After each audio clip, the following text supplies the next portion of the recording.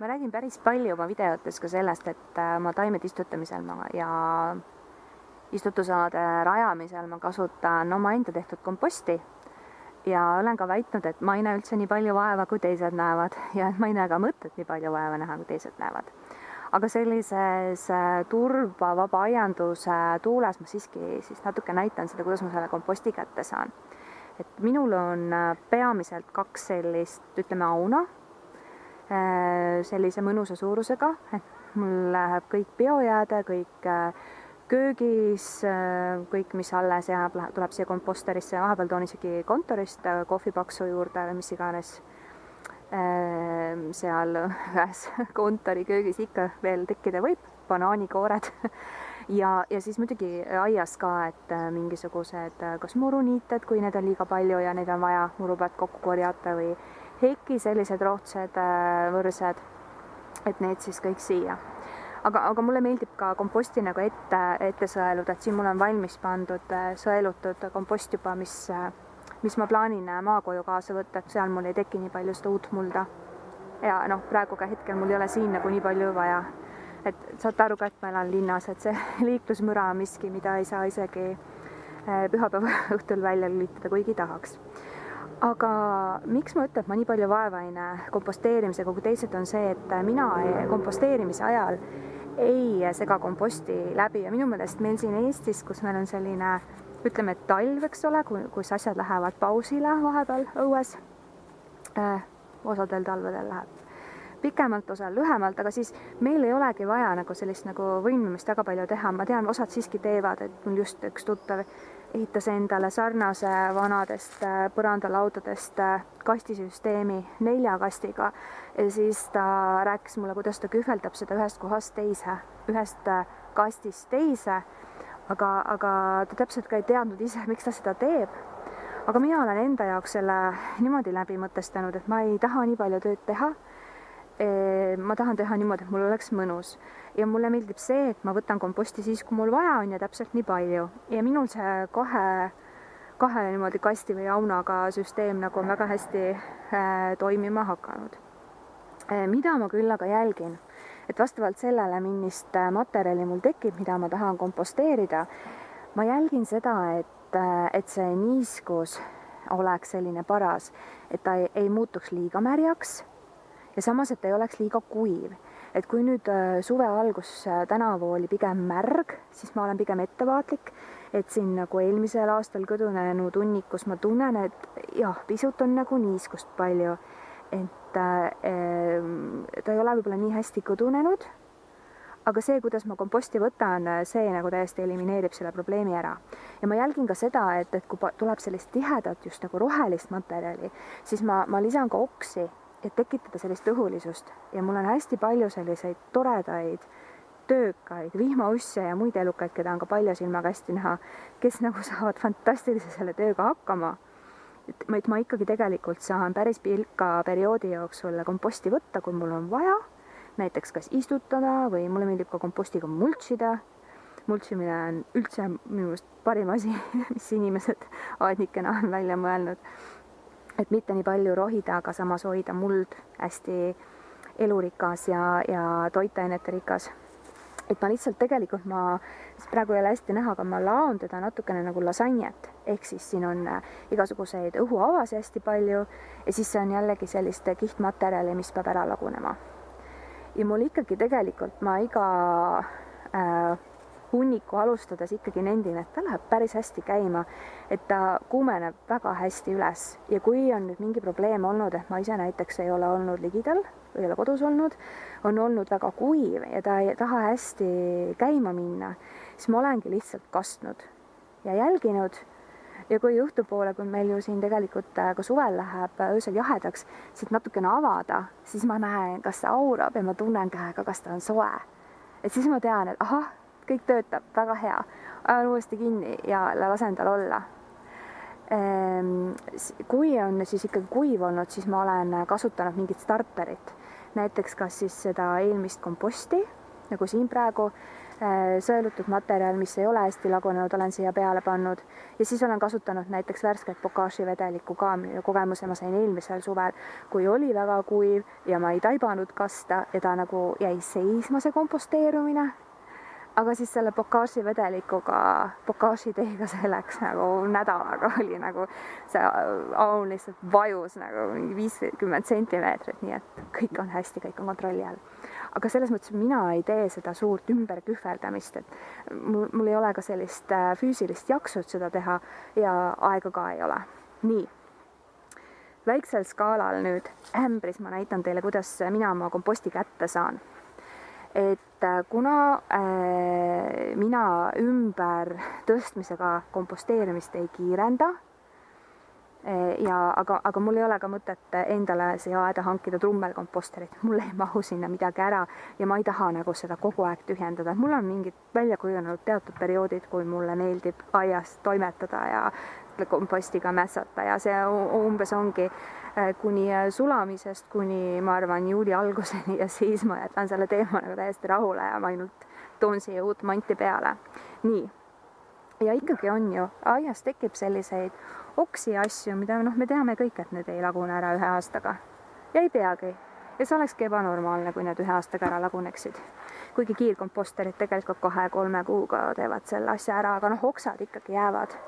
Et kes on sellised väga peened aednikud, nemad ju oksi üldsegi ei pane, aga mina panen, sest mulle meeldib selline kihiti komposteerimine, kus on, mis nagu ühtlustab tegelikult neid tingimusi. Siis ka see komposteri alumine osa ei muutu liiga niiskeks. Nii, maailma parim ja töökindlam tööriist on tomatikast, mille ma sain Coopi tagant, mille lahked töötajad seal mulle veel lahkemalt ulatasid. Ja see on kõige parem töövahend, et ma praegu näitan siin väiksel skaalal, ma panin siia ühe seguämbri põhja. Tavaliselt on mul aiakäru ja panen selle sinna ja siis tõstan ikkagi labidaga siia seda materjali peale. Aga ma praegu näitan teile väiksel skaalal, et te aru saaksite. Nii, sõelumine on kõige geniaalsem asi, mida üldse teha saab. Mitmel põhjusel. Esiteks juba see mainitud asi, et ma saan kätte siit oksad, mis ei ole komposteerunud, aga samas kui nad kolivad siia uude auna, siis siin on igasugused elukad peal, keda aga näiteks palja silmaga ei näe, et on nagu, kui seda nüüd siia kuhjata, siis on tegelikult järgmine kiht ja tegelikult nagu väga hea starter, et see uus materjal, mis siin on viirboksad ja natuke seemneumbrohtusi, see läheb kuumaks ja ei jää siin seemneid ega haigusi ega midagi enam alles. Nii, sõelumine.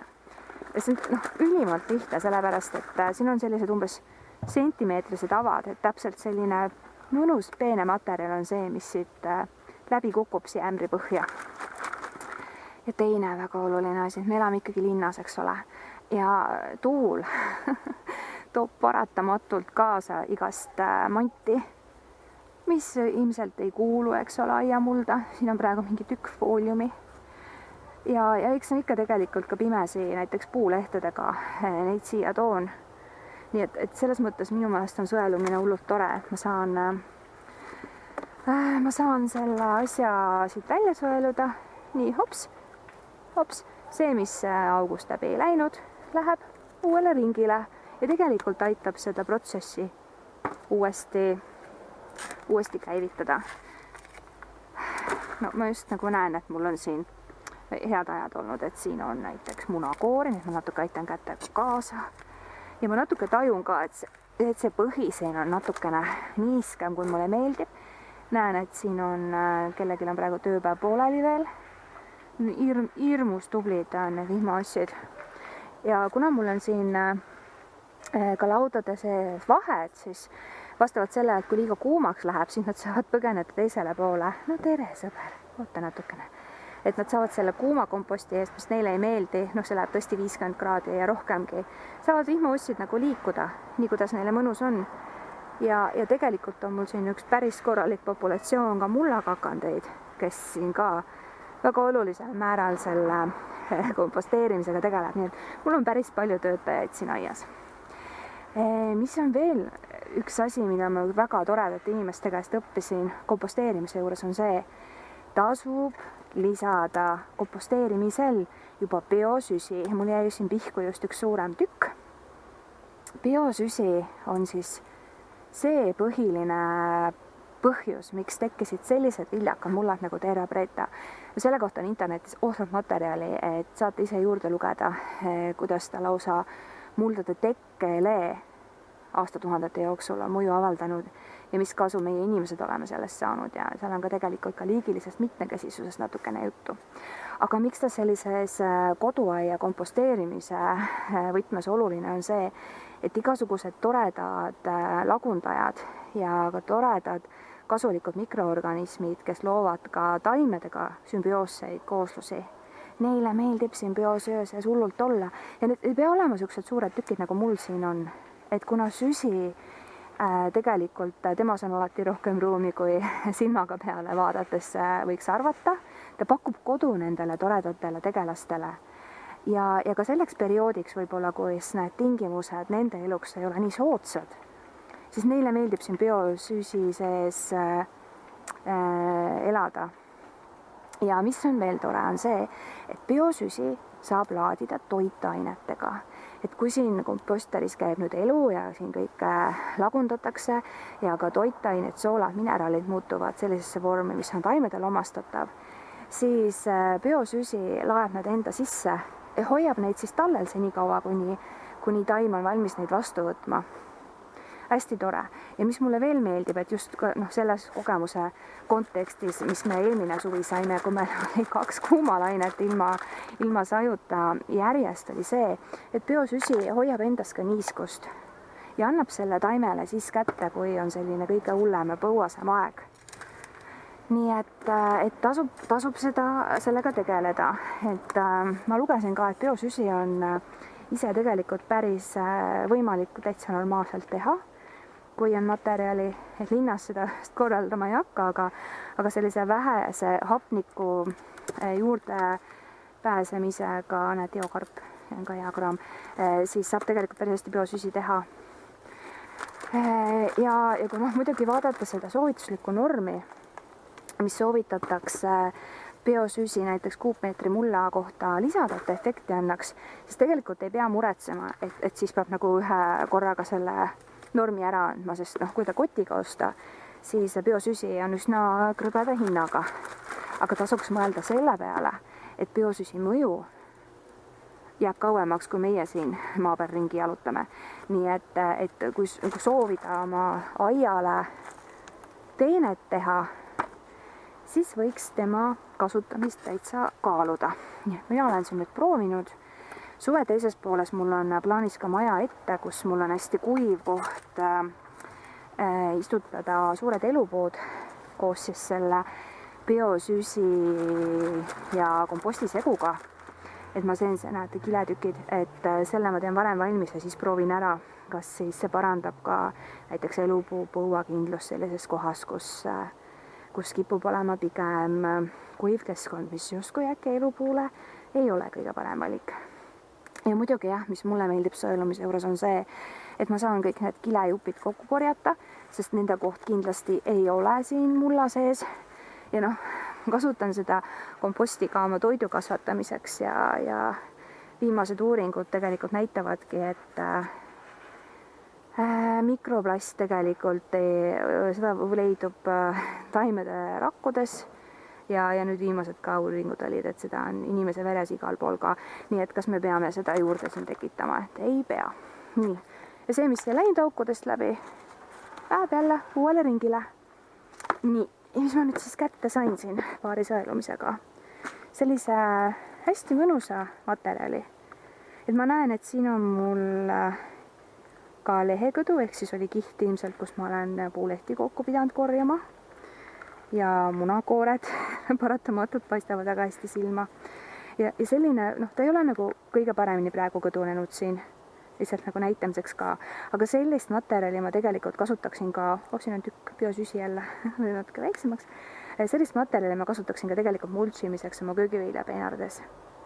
Ja mis mulle veel on nagu silma jäänud, miks ta kasulik on see, et kui ta on siuke väiksema tükilisem, siis ma saan teda panna täpselt sinna, kuhu ma tahan teda panna ja tuul ei kaku seda ära ja ta ei kao ära kuskile. Ainult jah, ta laguneb ära. Nii et sellise mitte nii hästi kõdunenud kompostiga mulčimise point on jah see, et seda saab iga aasta uuesti panna. Ja kui seda ei sega mulda sisse, vaid panna niimoodi kihiti, siis tegelikult ta laguneb kõige paremini võrreldes sellega, kui teda sisse segada mulda.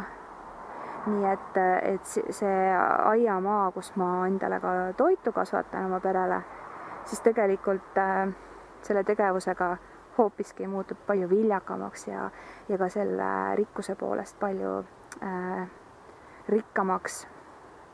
Nii et just selle igasugused toredad mikroorganismid, kes aitavad taimedel kasvada ja erinevate stressoritega hästi toime tulla, kas või seesama, kui meil on liiga pikad kuivad perioodid.